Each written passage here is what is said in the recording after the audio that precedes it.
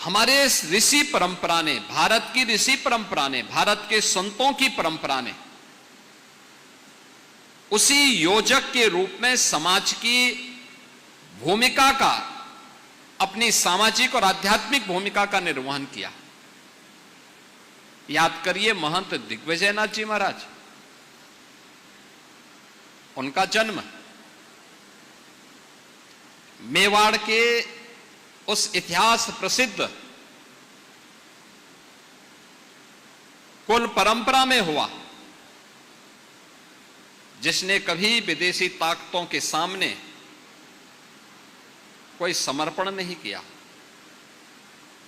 वे जूझते रहे, लड़ते रहे और अंततः किसी कालखंड में मेवाड़ से जुड़े हुए जितने भी दुर्ग और किले विदेशी आक्रांताओं ने अपने कब्जे में लिए थे, महाराणा प्रताप ने अपने जीते जी सबको वापस ला करके भारत की हिंदुआ सूर्य की उस पताका को फिर से अनंत काल तक आने वाली पीढ़ी के लिए एक नई प्रेरणा दी।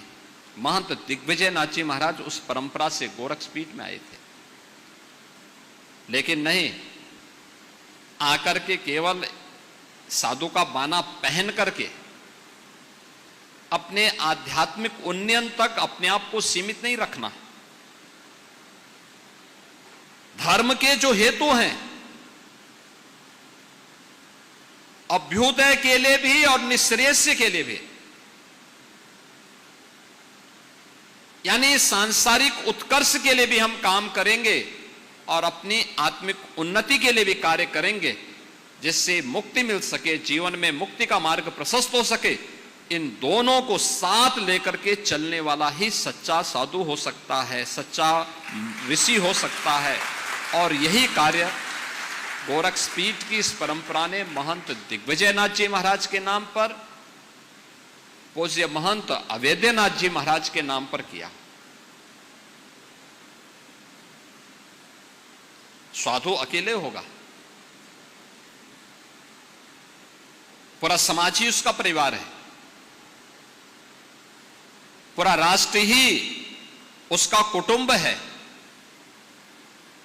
सनातन धर्म ही उसकी जाति है। जब इस ध्येय के साथ वे कार्य किए तो संतों का संकल्प क्यों चरितार्थ होता है?